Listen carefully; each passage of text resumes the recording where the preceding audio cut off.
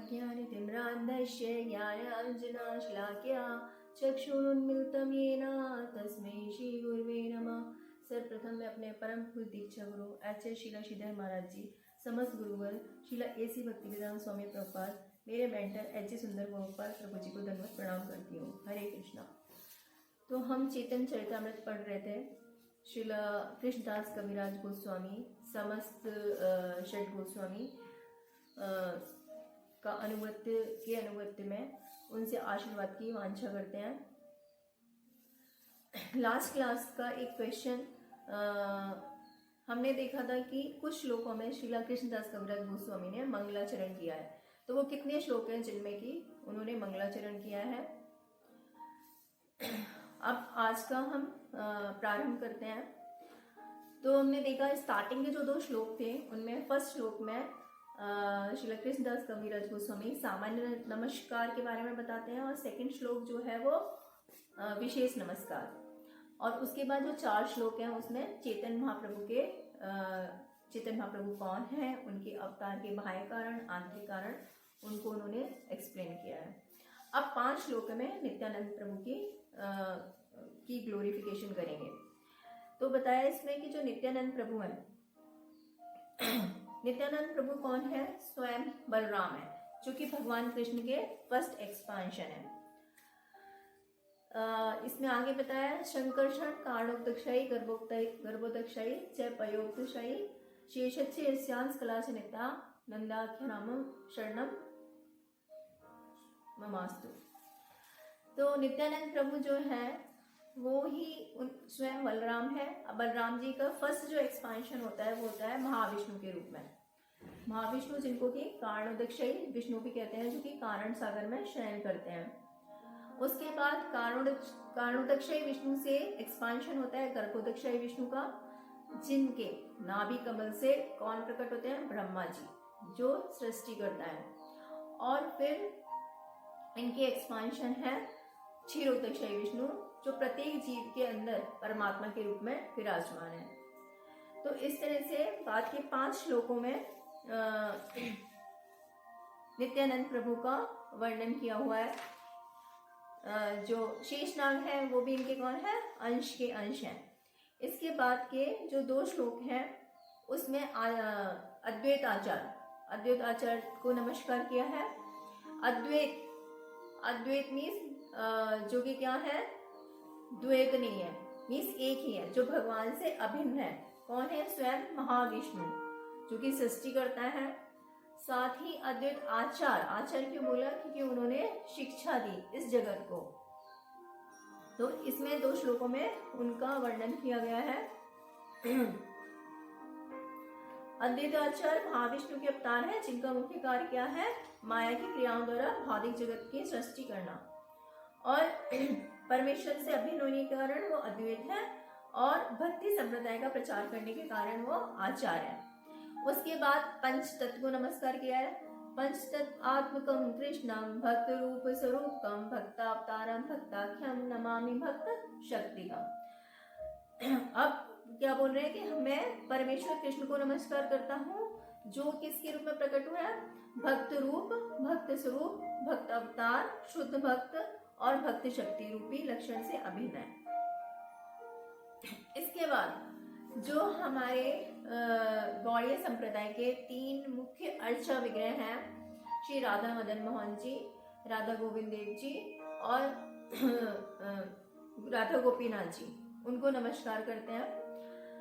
जो राधा मदन मोहन जी हैं उनको प्रकट किया श्रीला सनातन गोस्वामी ने, और ये हमारे संबंध के अधिष्ठाता देवता है। सबसे पहले जब हम किसी के बारे में हमें जानना है, हमें उससे क्या संबंध बनाना पड़ता है। तो भगवान को जानने के लिए हमें उससे संबंध बनाना पड़ेगा। और मदन मोहन कौन है? जो स्वयं काम को आकृष्ट कर लेते हैं। अभी हम सब किसकी तरफ आकृष्ट हैं? संसार में काम की तरफ। तो काम को भी आकृष्ट करने वाला कौन है? मदन मोहन। तो मदन मोहन से हम संबंध बनाएंगे तो इस जगत के काम से छूट के तो इस तरह हम इस जगत के काम को छोड़ के कहाँ आकृष्ट हो रहे हैं? मदन मोहन की तरफ, मीन्स शुद्ध काम की तरफ। वो मदन मोहन जिन्होंने कामदेव का भी मोहित कर दिया, जिन्होंने कामदेव को भी मोहित कर दिया। तो सबसे फर्स्ट श्लोक में यहाँ बोलते हैं, जयताम सूरतो पंगुम मम मंद्र मतिर्गति सर्वस्व पदाम्बोजो राधा मदन मोहनो। सर्वथा दयालु राधा तथा मदन मोहन की जय हो। मैं पंगु तथा कुबुद्धि हूँ, फिर भी वे मेरे मार्गदर्शक हैं।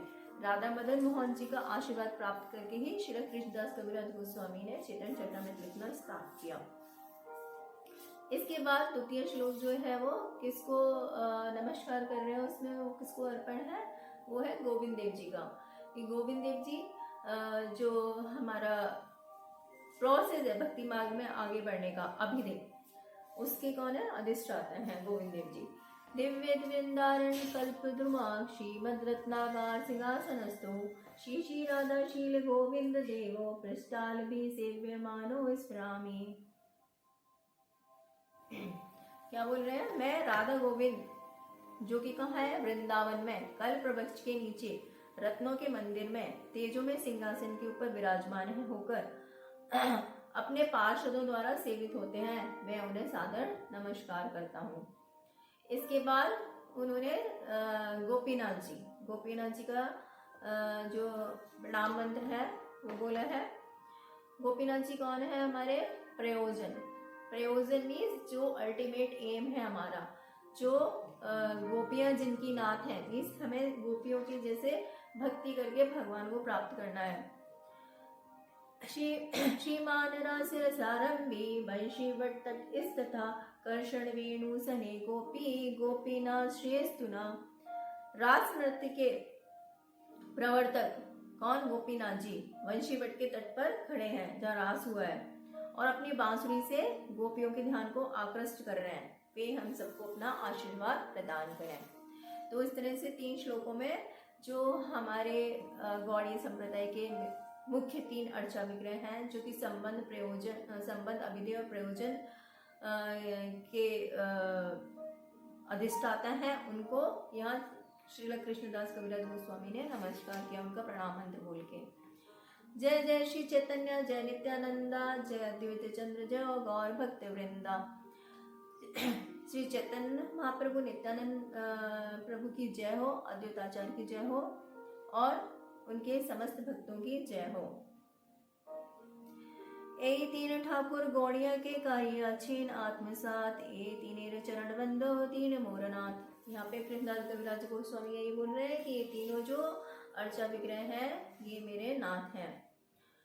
ग्रंथेर आरंभ करी मंगलाचरण गुरु वैष्णव भगवान 3 स्मरण। ग्रंथ को आरंभ करने से पहले मंगलाचरण कर रहे हैं, जिसमें कि गुरु वैष्णव भगवान तीनों को स्मरण किया। मंगलाचरण में 3 वस्तुएं होती हैं, एक तो सब्जेक्ट मैटर लक्ष्य वस्तु, एक नमस्कार, एक आशीर्वाद। तो इसमें उन्होंने लक्ष्य वस्तु को निर्देशित किया, उन्होंने आशीर्वाद दिया पाठकों को और नमस्कार किया। देखा हमने से गुरु भक्त वैष्णव अर्चा विग्रह सबको उन्होंने नमस्कार किया। ये सारे श्लोकों का फिर वापस से वर्णन दिया है कि किस तरह से ये जो सारे 14 श्लोक हैं उनमें किस तरह से उन्होंने वर्णन किया है महाप्रभु का और नित्यानंद प्रभु का और अद्वैत आचार्य का। अब जो फर्स्ट श्लोक था, वंदे गुरुन ईश भक्तान ईश अवतारिकाना तत्प्रकाश तत्शक्ति कृष्ण चैतन्य संज्ञकम। इसमें वंदे गुरुनीश मीन्स गुरु, तो आगे गुरु को एक्सप्लेन करेंगे, भगवत भक्त, फिर ईश्वर के अवतारों को एक्सप्लेन करेंगे और उनके अंशों को एक्सप्लेन करेंगे और उनकी शक्तियों को एक्सप्लेन करेंगे, जो कि फर्स्ट श्लोक में जिनका वर्णन किया है, जिनको प्रणाम किया है फर्स्ट श्लोक में। तो अब वंदे गुरु ईश, सबसे पहले गुरु, तो यहाँ पे बताया उन्होंने कि जो दीक्षा गुरु और जो शिक्षा गुरु है उनमें कोई अंतर नहीं है, मैं उनको नमस्कार करता हूँ। साथ में उन्होंने श्री रूप सनातन भट्ट रघुनाथ, श्री जीव गोपाल भट्टदास रघुनाथ, इनको भी ये जो 6 गोस्वामी है इनको उन्होंने क्या माना है, अपना शिक्षा गुरु, तो इनको भी उन्होंने नमस्कार किया है। भगवान के असंख्य भक्तों में, अब भक्त में किसको किया, श्रीवास ठाकुर को उन्होंने नमस्कार किया। अद्वैत आचार्य जो है वो कौन है, अंश अवतार हैं, तो उनके चरण कमलों में नमस्कार करते हैं। नित्यानंद प्रभु भगवान के पूर्ण विस्तार हैं और मैंने उनसे दीक्षा प्राप्त की है, इसलिए मैं उनके चरण कमलों में नमस्कार करता हूँ। इसके बाद भगवान की शक्तियों को नमस्कार करते हैं, जिनमें कहते हैं कि गदाधर प्रभु मुख्य हैं। और उसके बाद चैतन्य महाप्रभु को नमस्कार करते हैं। इसके बाद सबको इन्होंने और थोड़ा डिटेल में वर्णन किया है। गुरु के बारे में बताया। गुरु जो है वो कृष्ण से अभिन्न है। तो भगवान जो है अपने आप को एक्सपांड करते हैं, वो स्वयं गुरु के रूप में आते हैं। भगवान के फर्स्ट एक्सपांशन कौन है, बलराम जी, नित्यानंद प्रभु, और वही कौन है, गुरु तत्व है। तो वो स्वयं गुरु के रूप में आते हैं। और आचार मां विजानिया, मतलब भगवान खुद ही क्या बोल रहे हैं कि आचार को क्या मानो, मेरे समकक्षी मानो। तो इसीलिए हम सभी को क्या करना चाहिए, हमारे गुरु, चाहे वो शिक्षा गुरु हो चाहे वो दीक्षा गुरु हो, कहते ना गुरु गोविंद दो खड़े काके लागू पार। अगर हम कुछ भी सेवा कर रहे हैं और उसी समय अकस्मात यदि गुरु आ जाते हैं तो हमें सब कुछ छोड़ के पहले गुरु को नमस्कार करना है। यहाँ पे कोई भेद नहीं बताया शिक्षा गुरु और दीक्षा गुरु में, इसलिए दोनों को ही हमें सम्मान करना है, दोनों को ही हमें नमस्कार करना है। और गुरु का जो स्थान है, मीन्स यदि आप आरती कर रहे हो, कुछ भी आप कर रहे हो और उसी समय यदि गुरु आते हैं तो सब कुछ छोड़ के हमें क्या करना है, गुरु के चरणों में नमस्कार करना है। इसके बाद यहाँ पे श्री बिल्व मंगल ठाकुर का एक श्लोक आया है, जिसमें बिल्व मंगल ठाकुर गुरु के ही संदर्भ में आया है कि किस तरह वो गुरु को सम्मान दे रहे हैं। तो बिल्व मंगल ठाकुर जिन्होंने कृष्ण कर्णामृत लिखा है और उनको लीला शुक भी कहा जाता है, तो वो क्या बोल रहे हैं, चिंतामणि जिनके कहने पर, जिनसे उनका पहले प्रेम था और उनके कहने पर उन्होंने क्या किया, वो बात उनको इस तरह से प्रेरित किया कि उन्होंने फिर वो अपना विलासपूर्ण जीवन त्याग के और आध्यात्मिक जीवन शुरू किया। तो यहाँ बोल रहे हैं चिंतामणि तथा मेरे दीक्षा गुरु सोमगिरी की जय हो। कौन बोल रहे हैं, बिल्व मंगल ठाकुर। मेरे शिक्षा गुरु पूर्ण पुरुषोत्तम भगवान की जय हो, जो अपने मुकुट में शिक्षा गुरु किसको मान रहे हैं, वो स्वयं भगवान को, जो अपने मुकुट में मोर पंख धारण करते हैं। कल्पवृक्ष तुल्य उनके चरण कमलों की छाया में राधा रानी नित्य संगनी के रूप में दिव्य रस का आस्वादन करती है। तो इस तरह से यहाँ पे गुरु के महत्व को प्रकाशित करने के लिए ये श्लोक दिया। इसके बाद भक्त के बारे में, ईश्वर स्वरूप भक्त तारे अधिष्ठान भक्ति हृदय कृष्ण सतत विश्राम। भगवान की प्रेम भक्ति में निरंतर संलग्न रहने वाला शुद्ध भक्त भगवान के ही समान होता है। जो शुद्ध भक्त है वो उसको भी किसके समान बताया, भगवान के समान बताया। क्यों, क्योंकि तुम्हारे हृदय सदा गोविंद विश्राम, क्योंकि उनके हृदय में किसका विश्राम है, गोविंद का। तो इसीलिए वो भी किसके समान है, भगवान के समान है। और यहाँ पे भागवतम का एक आख्यान लिया है कि जब राजा अम्बरीश जी के प्रति अपराध बना किसका, दुर्वासा मुनि का, और उसके बाद वो सब जगह जा रहे हैं तो कि कोई उनकी रक्षा करे, लेकिन कोई नहीं कर पाता। और फिर वो जब भगवान विष्णु के पास आते हैं तो भगवान विष्णु वहाँ पे क्या बोलते हैं उनको, संत तो मेरे हृदय हैं। इस राजा अम्बरीश जी के लिए बोलते हैं कि वो संत है, क्योंकि वो देखने में हमें ऐसा लगेगा कि वो एक विलासी राजा है, लेकिन वो क्या है, एक संत, क्योंकि उनकी सारी क्रियाकलाप कैसे हैं, भगवान के लिए। संत तो मेरा हृदय है और एकमात्र मैं ही उनका हृदय हूँ।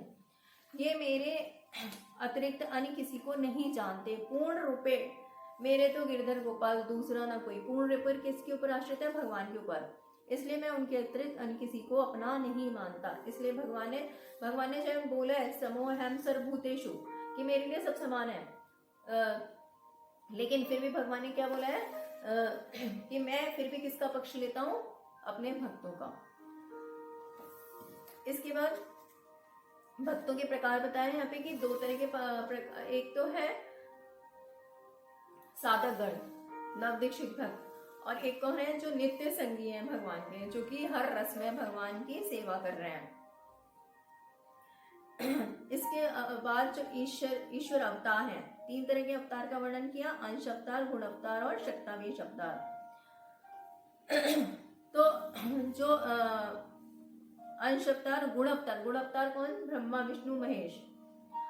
शक्तावेश अवतार में व्यास जी, राजा पृथु ये सब आएंगे। और अंश अवतार से मत्स्य अवतार, पुरुष अवतार ये सब। इसके बाद जो आया उसमें तत्प्रकाश, तत्शक्ति। तो प्रकाश, भगवान जो है अपने को 2 रूप में प्रकट करते हैं, एक तो प्रकाश रूप और एक विलास रूप। प्रकाश रूप कौन है? जिसमें कि भगवान के ही समान सारे रूप हैं। जैसे जब रासलीला करते हैं तो उस समय भगवान अपने आप को एक्सपांड करते हैं और वो भगवान के बिल्कुल समान है। लेकिन और जैसे द्वारिका में रानियां हैं तो वहां पे 16,108 रानियां हैं, तो भगवान इतने रूप में अपने आप को वर्धित करते हैं, लेकिन वो सारे रूप समान है, तो ये इनको बोलते हैं प्रकाश। और विलास रूप जिनमें थोड़ा अंतर होता है, जैसे भगवान और बलराम जी में कोई अंतर नहीं है, लेकिन फिर भी उनमें थोड़ा अंतर है, तो ये क्या हो गए उनके विलास रूप।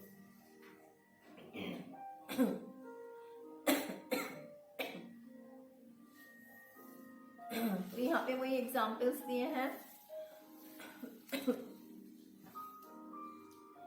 अब इसके बाद आया है यहाँ पे ये विलास वगैरह और ये देने के बाद शक्तियां, भगवान की शक्तियां। तो भगवान की लीला संगनियां 3 प्रकार की हैं। वैकुंठ की लक्ष्मियां, द्वारका में रानियां, महिषियां जो है, और वृंदावन में गोपियां। इन सब में सबसे श्रेष्ठ कौन है? गोपी। इनमें जो सबसे श्रेष्ठ है वो वृंदावन की गोपियां हैं। तो यहाँ पे शक्ति के बारे में बताया। उसके बाद उनके निजी संगी भक्तगण हैं। ये भगवान ने पहले बोल ही दिया कि मेरे भक्त जो है वो स्वयं मुझे ही मानो में, क्योंकि वो मुझे अत्यंत प्रिय हैं। श्री कृष्ण चैतन्य और प्रभु नित्यानंद, ये हमने देखा था स्टार्टिंग के श्लोकों में। दोनों ने क्या किया? हाँ, दोनों ने सेकंड जो श्लोक था उसमें, ये दोनों ने क्या हुआ, जो अज्ञान का अंधकार है उसको दूर करने के लिए दोनों एक साथ प्रकट हुए। तो इस तरह से यहाँ पे आगे के श्लोकों में जो फर्स्ट श्लोक है उसका उन्होंने वर्णन किया है, उसको थोड़ा सा डिटेल में वर्णन किया है।